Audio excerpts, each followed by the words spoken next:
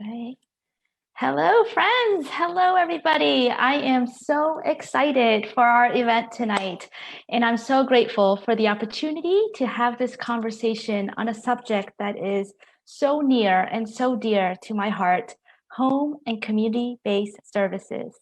I am Elena Hung. I am the co-founder and executive director of Little Lobbyists, a family-led group advocating for children with complex medical needs and disabilities.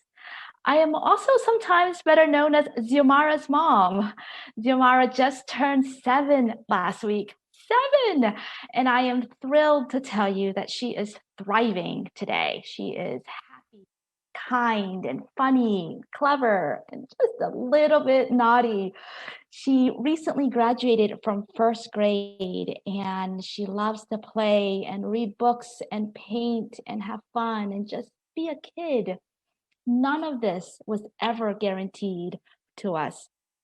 So 7 years ago, I had a great pregnancy and an amazing birth. And then 15 minutes after she was born, Xiomara was placed on 100% oxygen support and rushed to the neonatal intensive care unit, where she remained for the next 5 months of her life.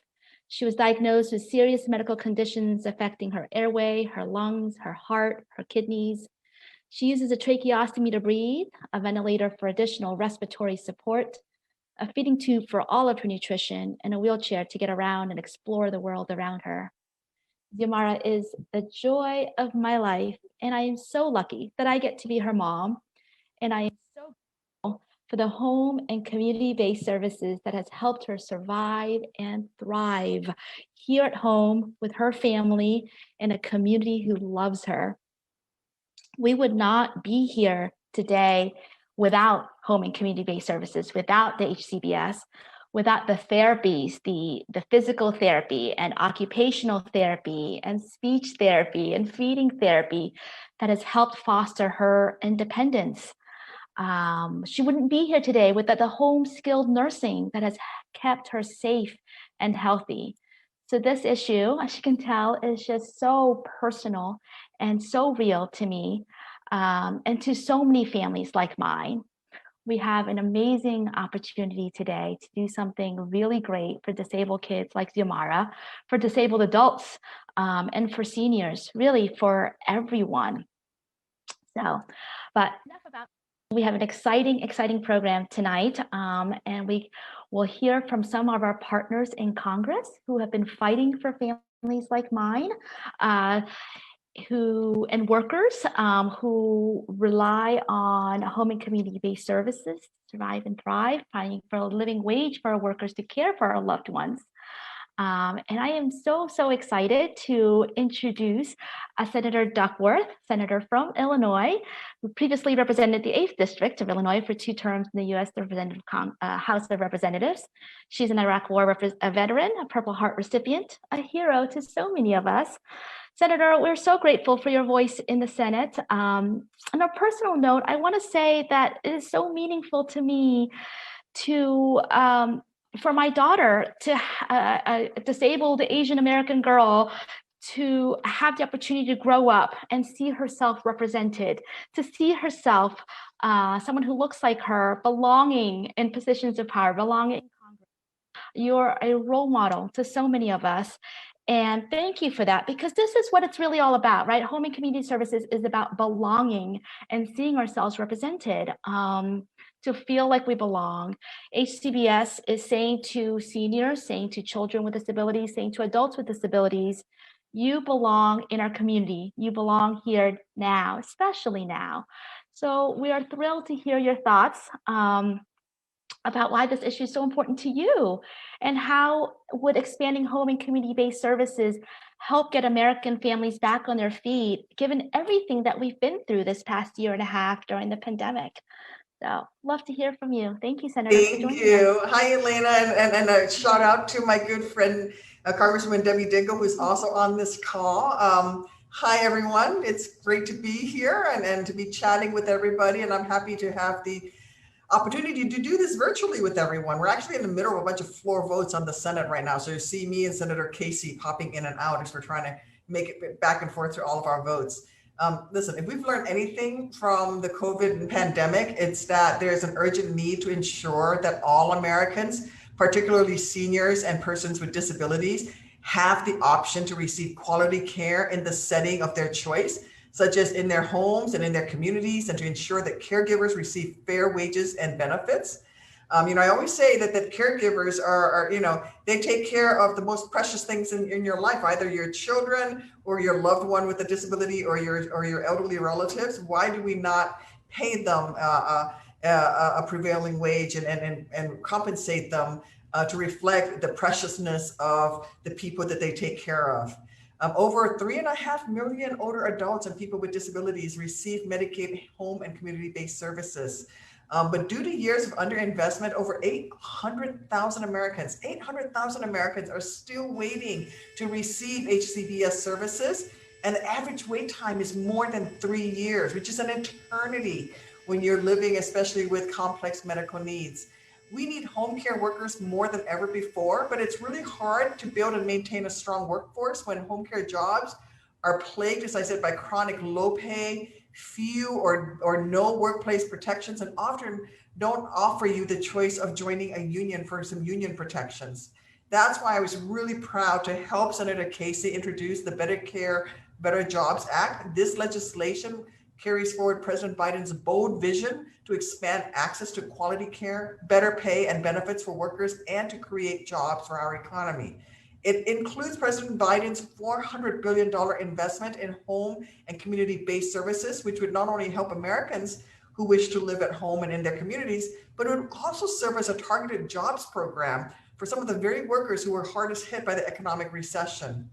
This legislation would also build on the $12.7 billion down payment that passed as part of the American Rescue Plan that bolsters long-term care today and well into the future. Look, bottom line, we've got to do better to help ensure that Americans with disabilities and older Americans have quality long-term care, and that home care workers are paid fair wages and receive fair benefits. This is our moment of opportunity. I'm so excited to be here because this is a moment of opportunity, and I'm so glad to join you in trying to get this work done. Again, thank you everyone on this call for everything that you do. I'm happy to hear any questions, and I might have to run off to go vote and come back, but I'm really looking forward to the question and answer portion as well. Thank you. Thank you so much, Senator Duckworth. That was wonderful. Thank you for your leadership. Thank you for your partnership in all of this. And you're right, we have to do better, and that's why we are all here. I am now excited to introduce our next speaker, Senator Bob Casey from the great state of Pennsylvania. Casey serves on 4 committees. He is the chairman of the Special Committee on Aging, where he focuses on policies that support seniors and people with disabilities. I'm going to get a little sentimental here, Senator Casey, if you may. We met back in 2017 during the healthcare repeal fight. We started talking about Medicaid, and since then we have had countless conversations and meetings talking about how important this issue is. You have been a champion for families in Pennsylvania, who we'll hear from later on, from Victoria and her son Cole, but also for families across the country. You have seen my daughter Yamara grow up these past 4 years, and you've seen the benefits of home and community-based services for kids like her, the benefits of the therapies and the home nursing care that she's received to keep her safe. I remember the first time we came to see you, and she was just sitting there very quietly in the corner. And the last time we saw you, she was running all over your office and, being really, really loud. And it's been such an amazing ride. And I just want to say that I am so grateful for your leaderships, and we're so excited to hear from you. So could you tell us a bit more about the Better Care, Better Jobs Act, why you are fighting so hard for it, and what we, to all of us listening here tonight, what we can do to help make sure that Congress passes this funding to ensure that we invest in the home and community-based services? Well, Elena, thanks so much, and thanks for bringing not only your passion, but your personal story. And I can say without any fear of contradiction that if you and so many other moms, and mostly it was moms, and those who made up the Little Lobbyists, if you didn't come forward in 2017 like you did, the ACA would have been wiped out. There is absolutely no doubt in my mind that the work that was done by the disability community was the decisive reason we defeated that repeal. And this fight we're in right now is a different kind of battle, because it's a battle to make progress, not just a battle to stop, as we were in 2017, trying to stop a bad thing from happening. And so I'm grateful that I have a chance to join you and so many others. I know we'll hear later from Victoria and Colin and Jeff and so many others, but I'm always honored to be with United States Representative Debbie Dingell, who's been laboring in these vineyards. Debbie might know where that phrase is in the Bible. I don't, but I know the phrase. But she's been working on this issue for a long time and leading the effort in the House, bringing also her personal story of caregiving that I think so many Americans can identify with. And I want to be mindful of her time. We're, as Senator Duckworth just told you, she's moving to the second vote, and I will be as well. But I want to thank you for the work, everyone, for the work that you've done to get us to this point where the Better Care, Better Jobs legislation is not only a bill supported by 40 United States senators and great support in the House with Debbie's leadership, but also is going to be the centerpiece of the effort that we've undertaken to have legislation passed to help a lot of families in a lot of different ways. And one of them is to help our families have more opportunities to have the benefit of home and community-based services for seniors, for people with disabilities, and also to lift up this workforce, which we always knew was essential. Mostly women, of course, mostly women of color, paid only $12 an hour.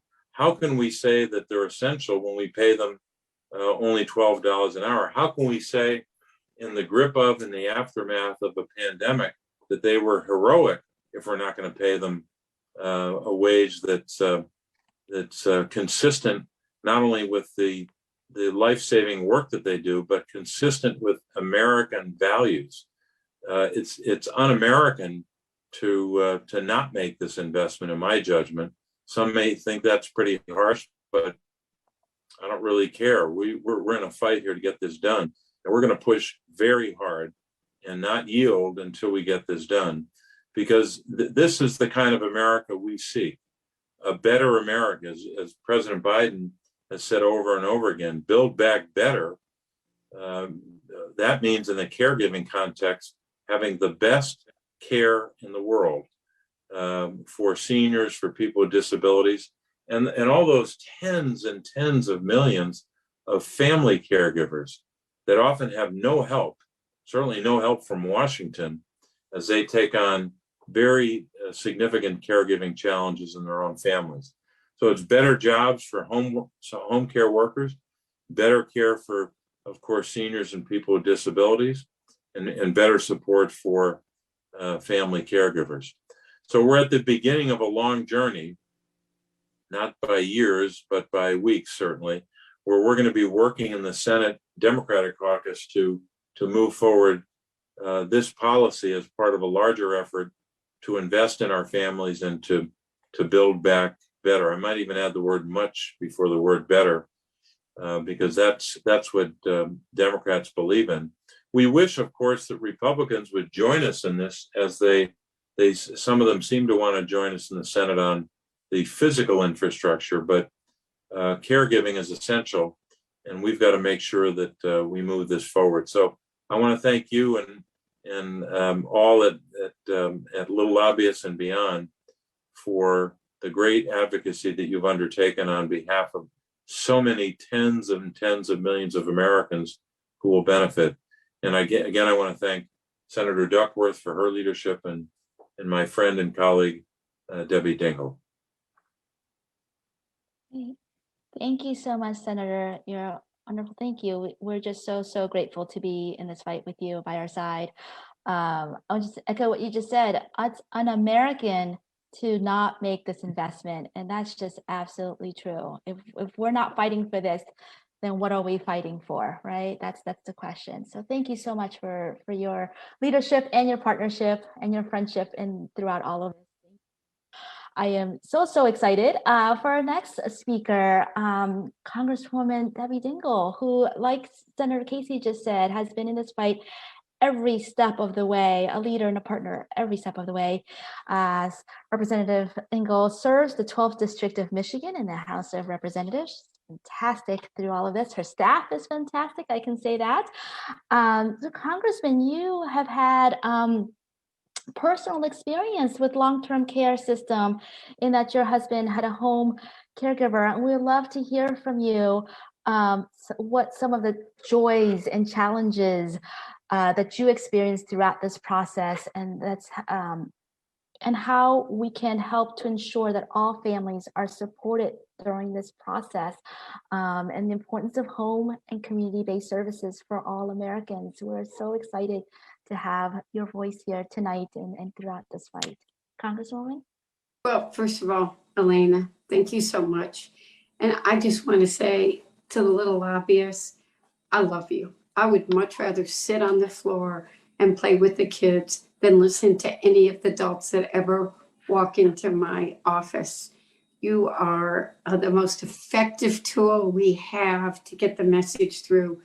And I thank you for what you do every day. And I tell you, it's not, John Dingell loved you too. He would say to me, I got to get the Little Lobbyists.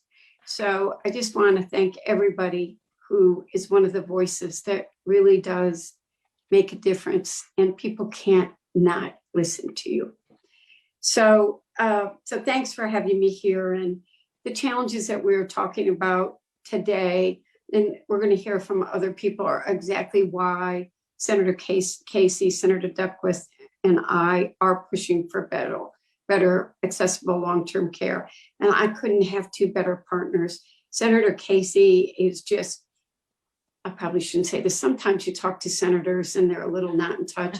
Senator Casey is the most in touch. So Senator Duckworth, you're working with two champions who understand, they don't give up, they stay in the ring, and they are fighting. And I couldn't have a better partner than Senator Casey, and we've even become really good friends over all of this, and it just means a lot. And I've known Senator Duckworth since before I came to Congress, and she's just a really good person. And so I'm really proud to be here with both of them. But as you talked about, Elena, this issue is deeply personal for me. I've been a caregiver, and quite frankly, it was that experience of being a caregiver. And I'm lucky. Let me be clear, the 99 9/10 of the people in this country. And when John got sick, he actually finished his life's work on a Thursday night, and the doctor put him in the hospital that Friday and told me he thought he had finished his life's work and that he might die that weekend. And that began my journey into a very broken, fractured healthcare system with a man, by the way, who was very independent. I mean, he did live for another 4 years, and each of those years brought new trials and new challenges. He was very stubborn, very independent, stubborn to the day he died. But I would just trying to find help, trying to figure out who was covering what. You know, I sat on the phone one day and recorded how many times I talked to a recording. And I just broke down into tears and knocked my head on the wall. I didn't know what to do. So I know how broken this long-term care system is. And I was lucky enough that John was able to stay at home. But more people should be able to do that without going through the experiences that too many of us go through, or sitting on waiting lists, or balancing being that family caregiver, or having to make a decision about whether to put food on the table. We've seen the fractures in our society surface even more, and more people pay attention to them with this pandemic, especially within the care system. And let's be honest, sometimes we just have to talk this way. It's hurting our economy, our seniors, and people with disabilities, and our workers. And the times now that we've got to do something about it. To me, it's very simple. Seniors and people with disability deserve to live with dignity and in safety.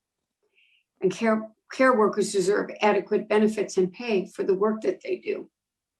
And right now, our long-term care system doesn't meet those unique needs.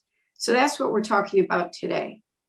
In fact, more than 800,000 Americans are currently on the home community-based services waiting list, where they were on it before the pandemic. That number has probably grown. We're trying to get the latest number, because they wanted to live in the setting that they chose. They wanted to be at home. They wanted to be in their community. They wanted to be with people they knew. They wanted to be where they feel comfortable. They want to be what they've known all of their life. And so right now, over half of Americans who are 65 or older will require long-term care at some point.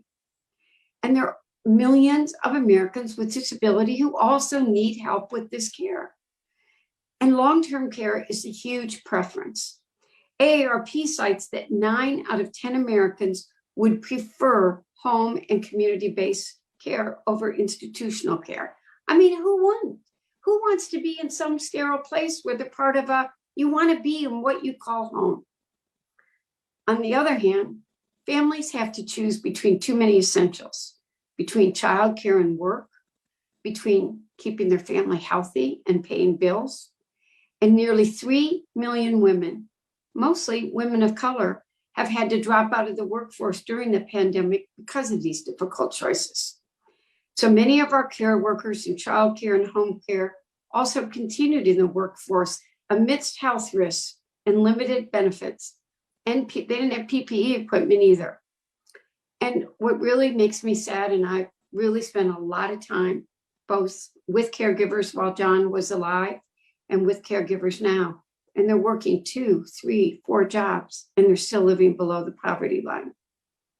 So as Senator Casey talked about, last month, we introduced the historic Better Care, Better Jobs Act to expand the home and community-based services so that seniors and people with disabilities can get the care they need in the setting of their choice.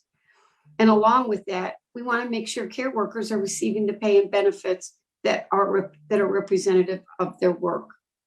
So the bill is what President Biden's we talked about last year. It's his $400 billion home and community care proposal. And we want to make sure that it's going to pass. We know it works. And let me talk to you about another program. We've also helped lead efforts to extend the Money Follows the Person program to help more people transition to home or community-based settings. Since its inception, the Money Follows the Person program has helped more than 100,000 seniors and people with disabilities move out of nursing homes and other institutions and into the community. And we need to make this permanent. I'm tired of fighting for it each year. It's not just a niche issue.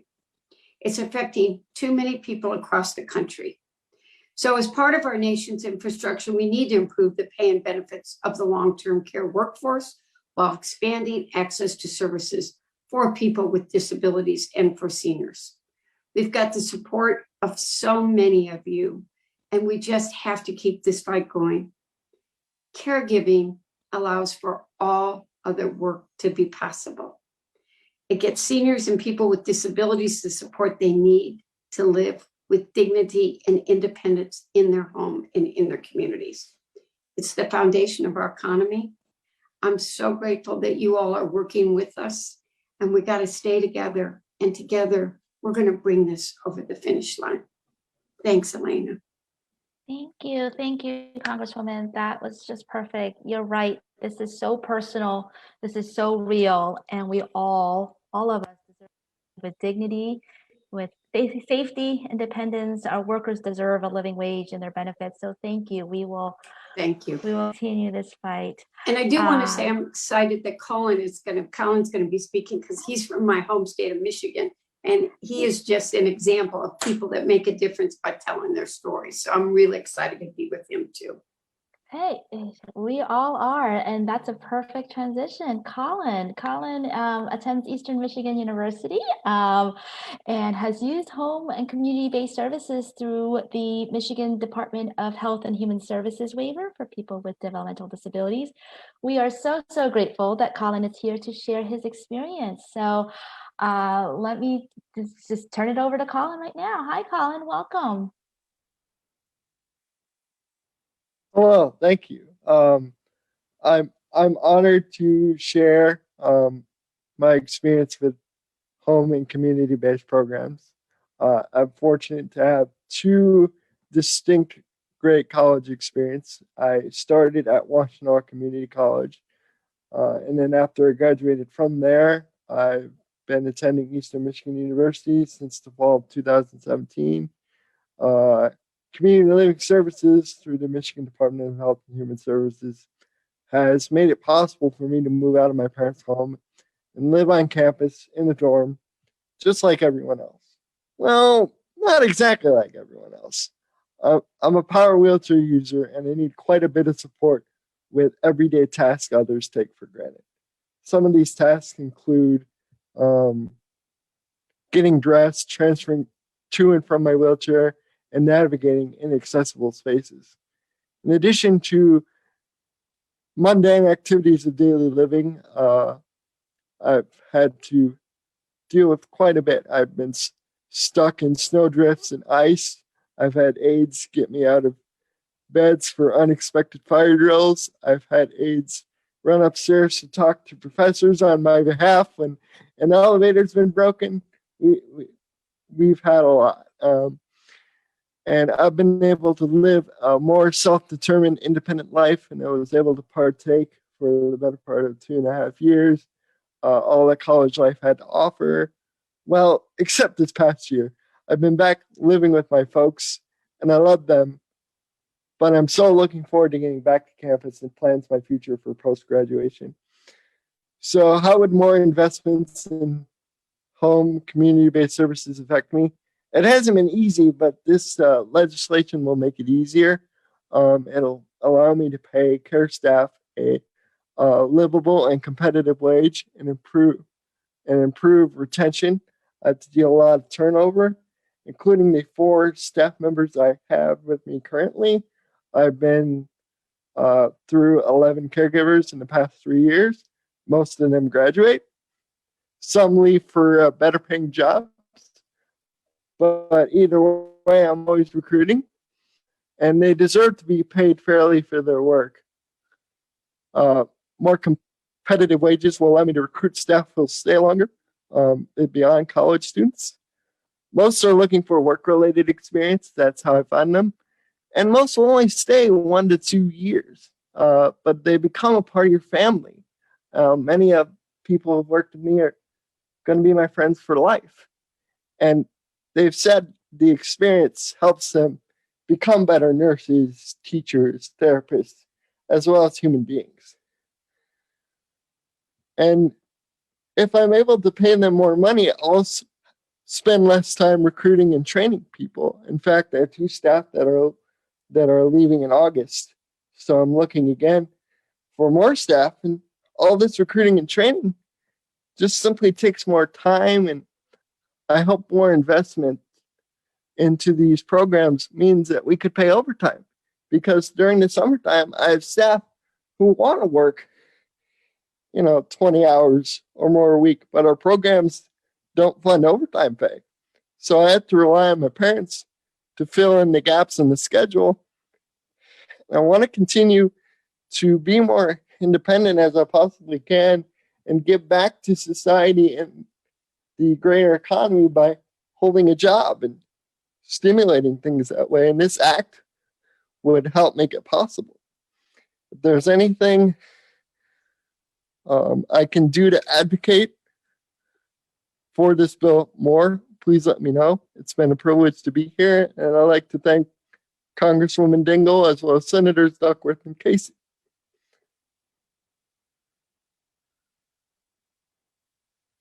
Thank you, Colin. Thank you so much. Absolutely. We're so grateful for your advocacy on this issue. We're all working together. And you really highlighted how important this bill is for not just you and other people with disabilities, but also for the workers and who do become part of our family, and that is so key. So thank you so much, Colin. And now I'm really excited to turn this over to Victoria. Victoria is the community coordinator of Pennsylvania Families Need Nurses Now. She is also a fellow mom of a disabled child. Her son Cole is 5 years old and loves music and dancing and adventures. And he's just the cutest little thing ever. He's been receiving home and community-based services since he came home from the NICU, from the neonatal intensive care unit, since he was 4 months old, I believe. And so Victoria is here to share her family's experience with us. Thank you, Victoria. Welcome. Thank you so much for having me this evening. I'd like to say thank you to you first, Elena, for this opportunity. It's a privilege as a family member to be able to be here this evening, to even be able to share our story, because so many times families like ours don't have the support that we need to be able to step away and use our voice to speak about these issues. I'd also like to express my deepest gratitude to Senators Casey and Duckworth and Congresswoman Dingell for their hard work and dedication to the Better Care, Better Jobs Act and their unwavering advocacy for the disability community. As Elena said, my name is Victoria and my son is Cole, who is 5. He's intelligent, hilarious, curious, full of life, and he thinks he's the first person in the world to have discovered Mario, Donkey Kong, and Sonic, and can't fathom how mommy possibly knows these things because I'm too old. As of today, he would tell you that when he grows up, he dreams of being Mario and a plumber and a nurse and a child life specialist. And I'm here today to talk to you about those dreams and the reason he is able to hope and plan for the future. And that's because of home and community-based services. Cole was born with mitochondrial disease. And while he's a bug expert and a budding astronomer, he also faces very difficult health challenges every single day. And because of the mitochondrial disease, he has intestinal failure and requires a special IV in his heart called a Broviac to deliver the nutrition and hydration he even needs to survive. He has tubes in his stomach and intestines. He lives with epilepsy, hypoglycemia, chronic kidney disease, hypogammaglobulinemia, and muscle weakness, just to name a few. He requires hospital level care to tend to his medical needs, but thanks to home and community-based services like skilled nursing, he's able to receive that care at home with us and remain an active part of his community. Our nurses are the very keystone of our lives. Like Colin said, they become family. They provide skilled care for Cole day and night. They do continuous assessments, medical interventions, emergency care, medication administration, seizure care, infection control. The list could go on forever. They also attend all of his appointments. We have 30 specialists and 4 therapists, so we're pretty busy traveling to appointments, and they're there for all of them. They follow his therapy plans, track his goals, they interact and play with him. They help access his education for him in the way that any other 5-year-old could. Home care nurses are really just one example of how home care and healthcare are infrastructure. You know, they really bring skilled care of a hospital right into my home and into our community. And if hospitals are infrastructure, then hospital care at home is also infrastructure. It's the way the disability community is able to access the care that they need while remaining part of their community, which, as we've been talking about, is so important. In our home, our nurses make it possible for Cole to thrive, to attend events, and to take part in day-to-day activities like visiting the zoo or playing t-ball. And so many people take those things for granted. Home care nurses also don't have a button on a wall to push when Cole's having a seizure, you know, with a cavalry of specialists to run in to help attend to the emergency. They have to act as a respiratory therapist, a neurologist, and provide the care of 5 or 6 different people all by themselves. And you know what? They always do. And while home care nurses provide the services and care of an entire medical team solo, they're not compensated nearly at the level of their hospital or skilled facility peers. And they lack the support necessary to even be able to do their jobs. And as a society, we significantly undervalue the life-sustaining services that home care nurses provide that allow me to keep Cole at home. And there's a severe nationwide shortage of qualified home care nurses, which means families like mine are left without the help and care that we really desperately need. For example, just this month alone, I have 328 hours of the 528 hours he's authorized for that aren't staffed. That's 328 hours I'm left to try to provide the care of a skilled licensed nurse on my own. 328 hours I'm his sole medical provider night and day with no breaks, no sleep, and no ability to provide anything other than medical care and ensure that he stays safe, which is of course my priority. But my story sadly isn't very unique. There are millions of families across this country who face the same or even worse challenges because there are many people who don't qualify for these services under current laws. And that's just a shame. You know, the nurses who provide this care are a unicorn all of their own. They have to be critical thinkers, quick on their feet, compassionate, flexible, willing to become part of our families and overlook the chaos of our daily lives, constantly learning and growing. And they work just as hard as their hospital counterparts and have an even greater responsibility load. Not only do they deserve our support because they are providing a service that keeps our families together, but they do so in a way that makes our communities more fulfilled and stronger because everyone is given the same access. For us, that looks like being able to take our first family vacation to the beach, seeing his first movie in theaters together, going on a play date with friends, getting to spend time together as a family and just be parents. And being completely honest, me being able to care for myself by going to my own doctor appointments or having a normal sleep schedule, what's that? And knowing he's safe and in the hands of someone who will care for and protect him and keep him safe. And honestly, the ripple effect of not being able to care for ourselves as caregivers not only impacts us as a family, but it becomes costly in a financial way. And when children like Cole have consistent home health care nurses, it means that it's possible to leave home, even with all of his medical equipment, medications, and therapies. It means driving with him or going to the park can be a safe activity because thanks to his nurses, we can stay ahead of crises, handle them as they come, and continue to allow him to do everything he loves. You know, what if he has a seizure while I'm driving or his blood sugar crashes? Thanks to these nurses, we stay ahead of all of that. Investing in home and community-based services is vital to our society as a whole. It means getting my loved one, and maybe someday your loved one, out of hospitals and facilities and keeping them home with us where they belong. It means keeping families together, strengthening bonds, keeping parents in the workforce, and giving everyone equal access to pursuing their passions and dreams. You know, Cole may never grow up to be Mario, but he definitely deserves to grow up and chase whatever dreams he has, just like everyone does. His medical issues will only hold him back if he can't access the care he needs to thrive. Home care and health care are infrastructure. They are the foundation that holds families and communities together and the bricks that community life is built on. They are not just a need, but they're definitely a right for all.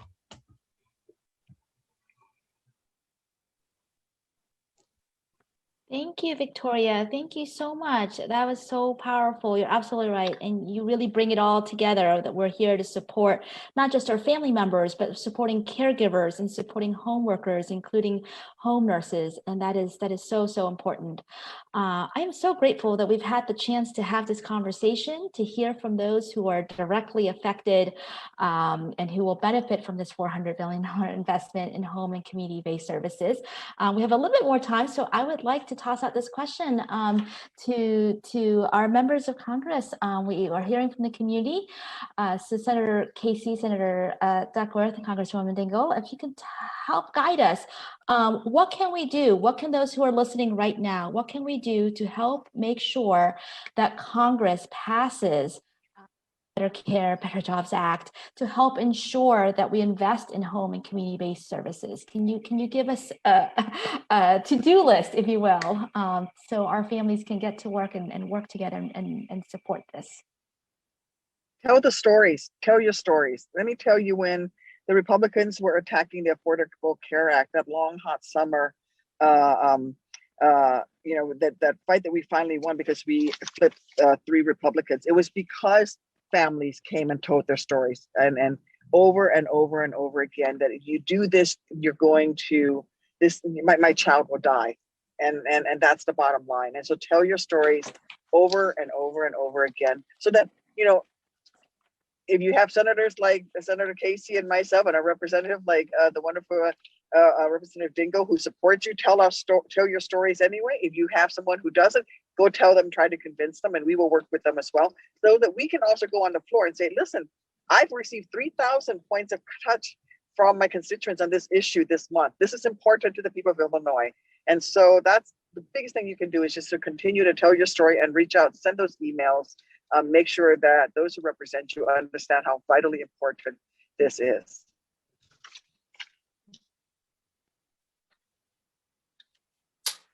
Elena, can I just do something very briefly?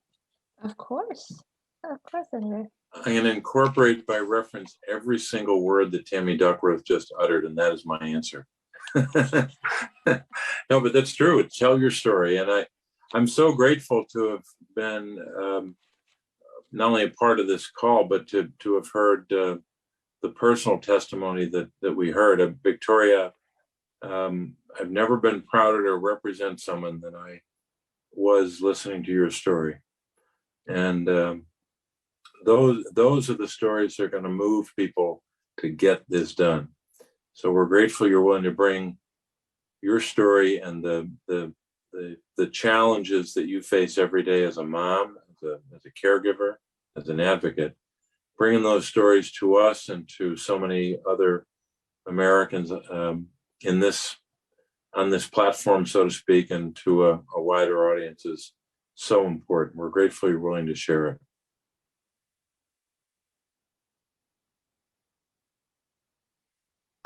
My two colleagues said it so eloquently. I can't, but I would expand, not only tell your stories to senators and to members of Congress, but talk to local media, talk to people, and help get your story out there in forums where other people can become part of this army, and they realize, they hear your personal stories. Your stories are what make the difference. All right, friends. So that is our call to action, to tell our stories and continue telling our stories. We can do this. This is a life-changing, once-in-a-generation opportunity, and we must take it. We can do this. We will do this. I am so grateful, and I am hopeful that we can do right by our children. We can do right by our caregivers, do right by our domestic workers and home health care workers, many of them women and immigrants and Black and brown workers who work so hard to care for our loved ones. And I just want to say thank you again. We're going to wrap up the top of the hour. Thank you, Senator Casey. Thank you, Senator Duckworth. Thank you, Congresswoman Dingell, for your leadership and your partnership throughout this. Thank you to Colin and Victoria for sharing your story with us, for helping us put a face on this very, very important issue. To all the advocates and organizations, everyone who's worked on this, I am so grateful for you all, and we will get this done. Thank you to Brad and Will at Social Security Work, and the whole team there for putting this event together. Wish you all good health, and we will talk soon again. Thanks, everybody. Thank you.